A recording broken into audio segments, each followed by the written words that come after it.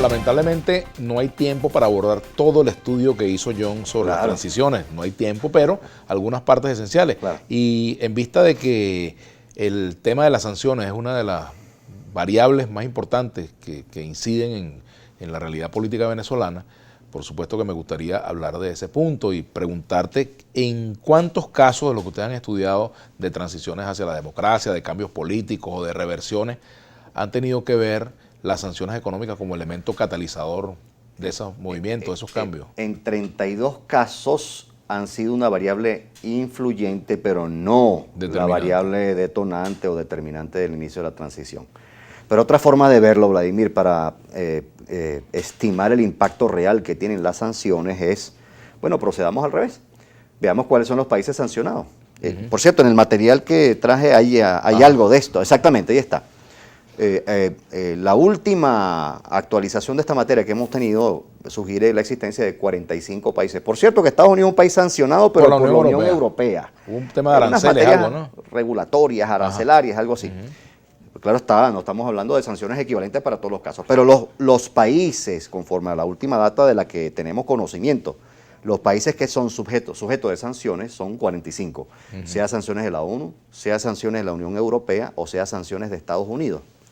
Muy bien, ya usted va viendo cuáles tienen más sanciones. Por ejemplo, Cuba tiene sanciones de los tres, de la ONU, de la Unión Europea y de Estados Unidos. La República Centroafricana tiene sanciones de los tres, la República Democrática del Congo también, Corea del Norte también, Guinea y Guinea-Bissau también, Irán e Irak también tienen sanciones de los tres, Líbano, sanciones de los tres. Bien, ahora quiero que veamos... Fíjate, por ejemplo, hay un caso curioso. Bosnia tiene sanciones de la Unión Europea, pero de Estados Unidos no, ni de la ONU. Correcto. Por ejemplo. Afganistán tiene sanciones de los tres, Libia tiene sanciones de los tres, Somalia, Sudán del Sur, Sudán, Yemen tiene sanción de los tres. Ahora, si queremos estimar... Venezuela tiene de Estados Unidos y de la Unión Europea. Correcto. Si queremos estimar cuál es la contribución real de las sanciones a la democratización, la lámina siguiente hace una comparación, toma esos mismos 45 países y busca qué tipo de régimen tiene según la clasificación de dos índices, el índice del proyecto VIDEM y el índice de The Economist. Según el índice del proyecto VIDEM, de estos 45 países sometidos a sanciones, 10 son, repito, según el índice, son democracias. Ahora, cuando tú investigas, ¿esas fueron democracias que se establecieron gracias a las sanciones? No. Claramente no, en ninguno de los 10 casos. Muy bien, tomas el índice de The Economist, en ambos casos de 2018. En ambos casos estamos hablando del índice de 2018. Según el índice de The Economist, de los 45 países sancionados, 5 son democracias. 10 es conforme al índice de VIDEM. Conforme al índice de The Economist, son 5 las democracias. Democracias imperfectas en algunos de los casos. Muy bien, ¿cuáles de esos 5 casos fueron democracias que se establecieron gracias a las sanciones? Ninguno.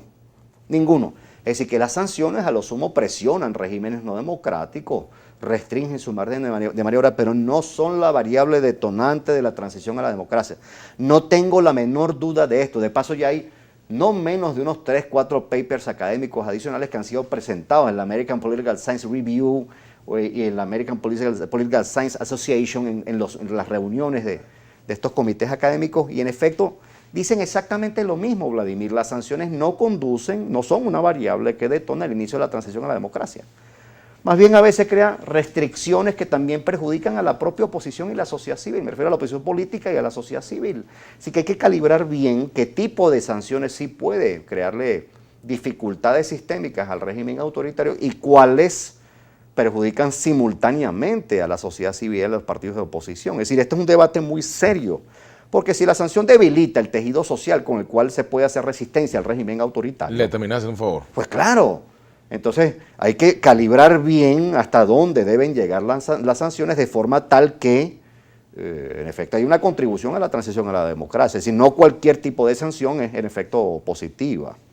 Tengo una curiosidad. Allí tú estableces a Venezuela como autoritarismo electoral, régimen autoritario. El índice. No, yo no. Este índice de... Sí, para mí es autoritarismo hegemónico. Okay. Sí. Pero, por ejemplo, Ucrania la considera un régimen híbrido, ¿no? En el de The Economist, ¿no? En el de The Economist, sí. Hay diferencias. Hay diferencias, y estos índices tienen discrepancias con los otros tres, con los de IDEA, con los de Freedom House, con los de Polity4. Es decir, Hay discrepancias porque cada cual operacionaliza sus variables de forma distinta. Lo cierto es que la democracia es imperfecta también. Claro, Y claro, y además es una conquista. no existe quizás un democratómetro. Bueno, único, sí lo ¿no? hay. Sí lo hay. Único, El del proyecto VIDEM es el más Ajá, refinado. el más refinado de todos. Sí, ¿no? y el de la Universidad de Stanford también tiene un índice bastante refinado. Sí hay manera de medir cuánto te aproximas o no. Por al ejemplo, ideal en los democrático. regímenes donde hay un rey como jefe de Estado, ¿se puede hablar que es una democracia? No, sin duda que no. A salvo que sean monarquías constitucionales. Ajá. O Caso de regímenes España, por parlamentarios, el caso de España. Claro, eso es una A ese democracia. me refería básicamente. No, claro, eso es una democracia. Y ahí el rey tiene básicamente un rol en materia de política exterior.